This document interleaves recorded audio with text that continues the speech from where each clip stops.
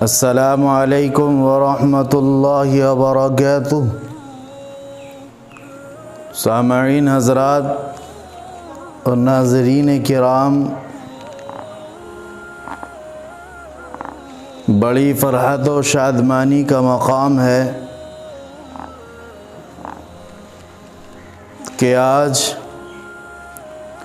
رمضان المبارک کا یہ تیسرا عشرہ جو کل شروع ہو چکا تھا،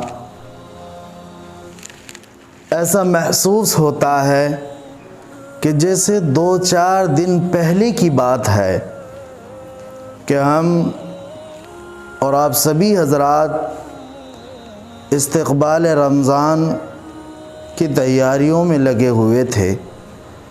بڑے زور و شوق کے ساتھ ہم رمضان مبارک کا استقبال کر رہے تھے، رمضان مبارک کے انتظار میں بیٹھے تھے اور رمضان مبارک کو ویلکم ویلکم بول رہے تھے۔ خوش آمدید رمضان، یہ ہماری زبانوں پر تھا اور بڑی فرحت و شادمانی کا مقام تھا اس وقت کہ رمضان آئے گا، عبادت کا موقع ملے گا۔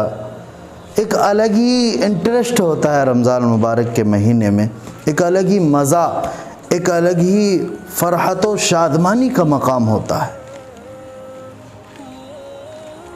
لیکن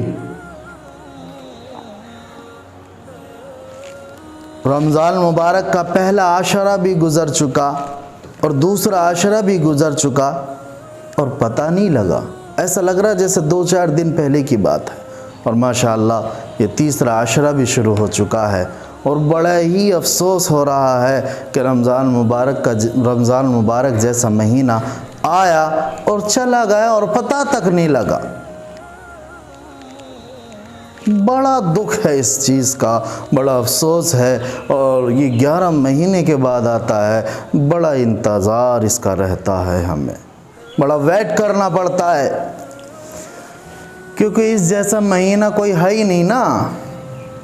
لیکن امت میں کچھ فرد، کچھ افراد، کچھ اشخاص ایسے بھی ہیں کہ جنہیں انتظار رہتا ہے کہ ہائے افسوس، یہ رمضان کیسے آ گیا، کب جائے گا، کب پیچھا چھوٹے گا ہمارا، کب ہمیں عام طور سے کھانے کا ایک موقع ملے گا، کب ہم سب کے سامنے کھاتے پھریں گے، کب عید آئے گی، کب ہم شیر توڑیں گے، کھیر توڑیں گے۔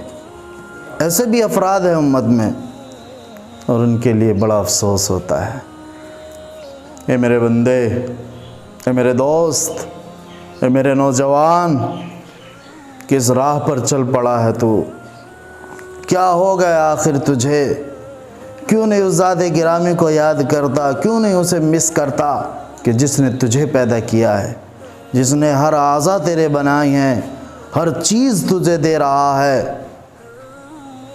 واللہ العظیم، اور خاص کر یہ میرے نوجوان ہی ہیں جو ادھر ادھر گھومتے ہیں، ٹور پہ جاتے ہیں، روزہ نہیں رکھتے، نہ انہیں نمازوں کا پتہ ہوتا ہے، نہ تراویح کا پتہ ہوتا ہے، بس انہیں تو یہ ہوتا ہے عید کب آئے گی مفتی صاحب، عید کب آئے گی، عید، شیر کب توڑیں گے ہم، کھیر کب ملے گی ہمیں، انہیں بس اسی کا انتظار رہتا ہے۔ ان کے لیے بڑا ہی افسوس ہوتا ہے۔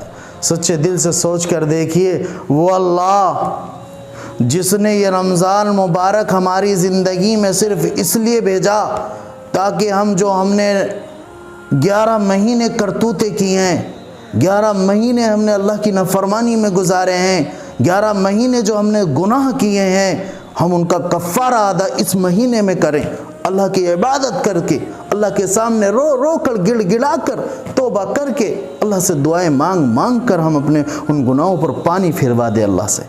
اللہ نے تو اس لیے دیا تھا، لیکن ہمارا تو مقصد ہی الگ ہو گیا، پرپز ہی الگ ہو گیا، کھانے کا بن گیا، عید کا بن گیا۔ ارے حالانکہ عید بہت ہی ایک ہمارے لیے بڑی فرحت و شادمانی کا ایک موقع آتا ہے، ہمیں دیا جاتا ہے اللہ کی طرف سے، ایک تحفہ ہوتا ہے، لیکن اس کا مطلب یہ نہیں کہ آپ رمضان مبارک جیسے مہینے کو بھول جائیں، اس کی قدر و قیمت کو ہی نہ جانیں، اس کی اہمیت کو ہی نہ سمجھیں، اسے اہمیت ہی نہ دیں، اس کی قدر ہی نہ کریں۔ ایسا نہیں ہوتا میرے بزرگوں، دوستوں اور میرے نوجوانوں۔ بڑا افسوس ہوتا ہے اس چیز کا کہ اللہ رب العزت خود اعلان کر رہے ہیں، خود آسمان پر آ رہے ہیں، کیا ہے کوئی مانگنے والا جسے میں عطا کروں؟ کیا ہے کوئی مجھ سے رزق مانگنے والا جسے میں بھرپور عطا کروں؟ کیا ہے کوئی مجھ سے توبہ کرنے والا؟ کیا ہے کوئی میرے سامنے گڑ گڑانے والا؟ لیکن ہم کہتے ہیں نہیں، جیسے اور مہینے تھے ویسے ہی ہم یہ بھی گزار دیں گے۔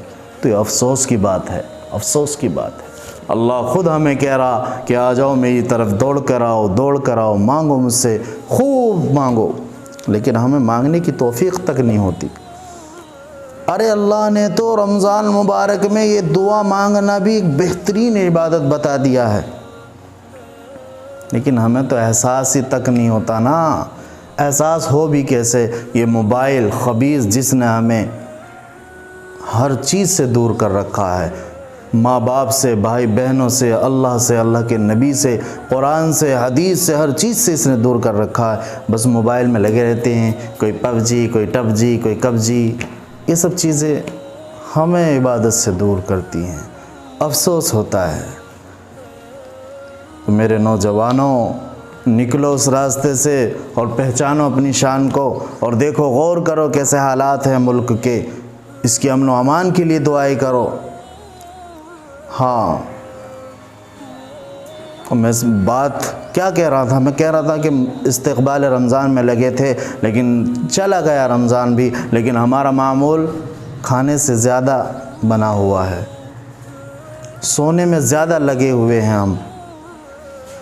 ہائے بڑا افسوس ہے۔ رمضان مبارک جیسا مہینہ، یہ مقدس مہینہ، یہ مبارک مہینہ بھی ہم نے اور مہینوں کی طرح گزار دیا۔ اللہ ہم سب کو معاف فرمائے، اللہ ہم سب کی مغفرت فرما دے، اللہ ہم سب کو اس مبارک مہینے کی قدردانی کی توفیق نصیب فرمائے، اور آنے والے جو بھی ایام بچے ہیں اللہ ان کی بھی زیادہ سے زیادہ ہمیں ہمارے دلوں میں اہمیت اور قدر پیدا فرمائے۔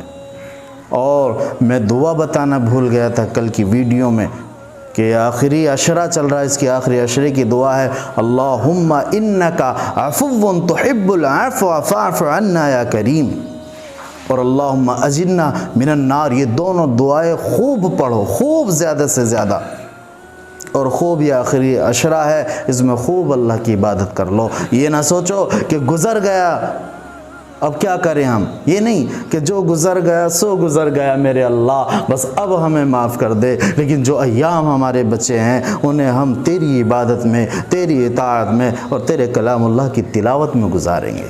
تو اس سے دعائیں مانگ مانگ کر یہ ایام گزاریں گے، یہ دعائیں ہوں، اور اللہ سے خوب دعائیں کریں امت کے لیے اور میرے لیے بھی۔ اللہ ہم سب کو اپنے دین کے راستے پر چلا دے، اللہ ہم سب کو اپنے دین کے لیے قبول فرما لے، اللہ ہم سب کو یہ رمضان مبارک کی قدردانی کی توفیق نصیب فرما دے۔ وآخر دعوانا ان الحمد للہ رب العالمین۔